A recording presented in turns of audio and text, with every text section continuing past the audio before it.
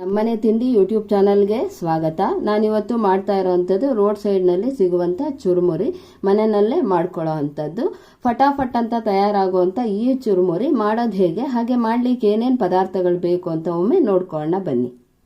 ಇಲ್ಲಿ ಇಷ್ಟು ಹುಣಸೆ ಹಣ್ಣು ಹಾಗೆ ಇಷ್ಟು ಬೆಲ್ಲನ ನೆನೆ ಹಾಕ್ಕೊಂಡು ಮೊದಲೇನೆ ರಸ ತೆಗೆದು ಹೀಗೆ ರೆಡಿ ಮಾಡಿ ಇಟ್ಕೊಂಡಿದ್ದೀನಿ.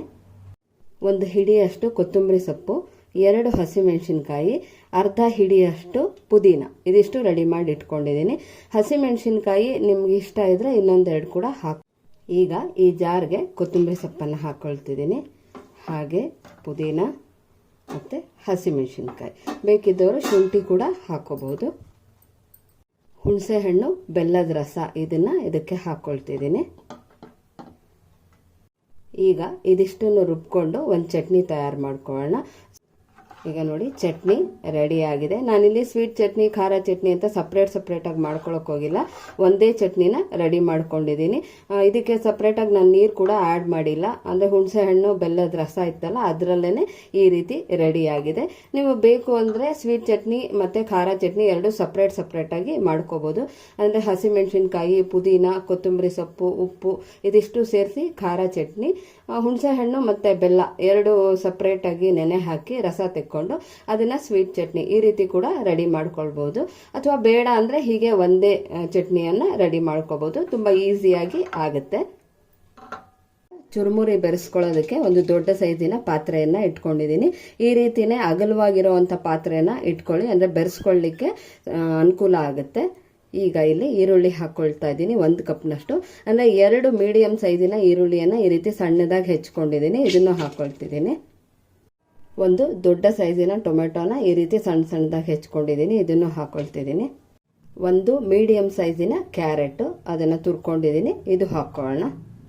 ಹುರಿದು ಸಿಪ್ಪೆ ತೆಗೆದಿರುವಂಥ ಕಡಲೆ ಬೀಜ ಅರ್ಧ ಕಪ್ನಷ್ಟು, 1/4 ಸ್ಪೂನ್ನಷ್ಟು ಅಚ್ಚಮೆಣಸಿನ ಪುಡಿ, 1/4 ಸ್ಪೂನ್ನಷ್ಟು ಸಾಂಬಾರ್ ಪೌಡರ್ ಹಾಕ್ಕೊಳ್ತಿದ್ದೀನಿ. ಇದು ಹಾಕ್ಕೊಂಡ್ರೆ ಟೇಸ್ಟ್ ತುಂಬ ಚೆನ್ನಾಗಿರುತ್ತೆ.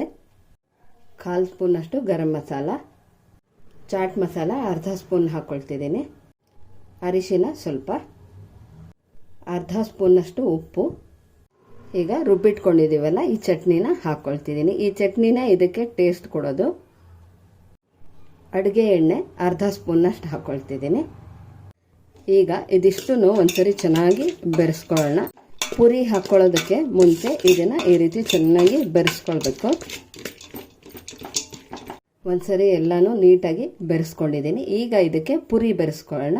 ಪುರಿ ಕ್ರಿಸ್ಪಿಯಾಗಿರಬೇಕು. ಅಕಸ್ಮಾತ್ ಏನಾದರೂ ಇದು ಮೆತ್ತಗಿದೆ ಪುರಿ ಅಂತಂದರೆ ಒಂದು 2 ನಿಮಿಷ ಸಿಮ್ನಲ್ಲಿ ಇಟ್ಕೊಂಡು ಉರಿನ ಇದನ್ನು ಹುರ್ಕೊಳ್ಳಿ. ಅಂದರೆ ಸೀಸ್ಕೋಬಾರ್ದು, ಸ್ವಲ್ಪ ಹಾಗೆ ಕ್ರಿಸ್ಪಿಯಾಗಿ ಬೆಚ್ಚಗಾಗೋ ತನಕ ಹುರ್ಕೊಳ್ಳಿ ಅಷ್ಟೇ. ಇದು ಕ್ರಿಸ್ಪಿಯಾಗಿದೆ, ಹಾಗಾಗಿ ಹಾಗೆ ಹಾಕ್ಕೊಳ್ತಿದ್ದೀನಿ.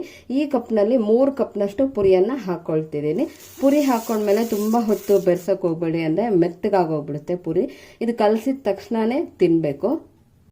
3 ಕಪ್ನಷ್ಟು ಪುರಿ ಹಾಕ್ಕೊಂಡಿದ್ದೀನಿ. ಈಗ ಸಣ್ಣಗೆ ಹೆಚ್ಚಿರುವಂಥ ಕೊತ್ತಂಬರಿ ಸೊಪ್ಪನ್ನು ಹಾಕ್ಕೊಳ್ತಿದ್ದೀನಿ. ಇದೆಲ್ಲ ಒಂದ್ಸರಿ ಚೆನ್ನಾಗಿ ಬೆರೆಸ್ಕೊಳ್ತೀನಿ. ಈಗ ನೋಡಿ ಕಲರ್ಫುಲ್ ಆಗಿರೋವಂಥ ಚುರುಮುರಿ ಮನೆಯಲ್ಲೇ ಈ ರೀತಿ ಸುಲಭವಾಗಿ ರೆಡಿಯಾಗಿದೆ. ತುಂಬ ರುಚಿಯಾಗಿರುತ್ತೆ. ಇದಕ್ಕೆ ನಾವು ಮಸಾಲೆ ಎಲ್ಲ ರುಬ್ಬಿ ಹಾಕ್ಕೊಂಡಿರೋದ್ರಿಂದ ತುಂಬ ಟೇಸ್ಟಿಯಾಗಿರುತ್ತೆ. ಈಗ ಇದನ್ನು ಒಂದು ಸರ್ವಿಂಗ್ ಪ್ಲೇಟ್ಗೆ ತೆಕ್ಕೊಳ್ಳೋಣ. ಈಗ ನೋಡಿ ಚುರುಮುರಿ ರೆಡಿಯಾಗಿದೆ. ರೋಡ್ ಸೈಡ್ನಲ್ಲಿ ಸಿಗುತ್ತಲ್ಲ ಅದೇ ರೀತಿ ಇರುತ್ತೆ ಇದ್ರ ಟೇಸ್ಟ್ ಕೂಡ. ನೀವು ಕೂಡ ಒಮ್ಮೆ ಟ್ರೈ ಮಾಡಿ ನೋಡಿ. ಮಸಾಲೆ ಎಲ್ಲ ಹಾಕಿರೋದ್ರಿಂದ ತುಂಬ ಟೇಸ್ಟಿಯಾಗಿರುತ್ತೆ. ನಾನಿಲ್ಲಿ ಅರ್ಧ ಕಪ್ನಷ್ಟು ಕಡಲೆ ಬೀಜನ ಹಾಕ್ಕೊಂಡಿದ್ದೀನಿ, ಹುರಿದಿರೋಂಥ ಕಡಲೆ ಬೀಜನ. ನೀವು ಬೇಕಿದ್ರೆ 1 ಕಪ್ನಷ್ಟು ಹಾಕ್ಕೊಳ್ಬಹುದು. ನೀವು ಕೂಡ ಒಮ್ಮೆ ಈ ರೆಸಿಪಿನ ಟ್ರೈ ಮಾಡಿ ನೋಡಿ. ಈ ರೆಸಿಪಿ ನಿಮ್ಗೆ ಇಷ್ಟವಾದಲ್ಲಿ ಈ ವಿಡಿಯೋನ ಫ್ರೆಂಡ್ಸು, ರಿಲೇಟಿವ್ಸ್ಗೆ ಎಲ್ಲರಿಗೂ ಶೇರ್ ಮಾಡಿ. ಇನ್ನು ಯಾರಾದರೂ ಸಬ್ಸ್ಕ್ರೈಬ್ ಆಗಿಲ್ಲ ಅಂದರೆ ಸಬ್ಸ್ಕ್ರೈಬ್ ಆಗಿ. ಈ ರೆಸಿಪಿನ ಒಮ್ಮೆ ಟ್ರೈ ಮಾಡಿ ನೋಡಿ, ಹೇಗೆ ಬಂತು ಅಂತ ಕಮೆಂಟ್ಸ್ ಮೂಲಕ ತಿಳಿಸಿ. ಈ ವಿಡಿಯೋ ನೋಡಿದ್ದಕ್ಕಾಗಿ ಧನ್ಯವಾದಗಳು.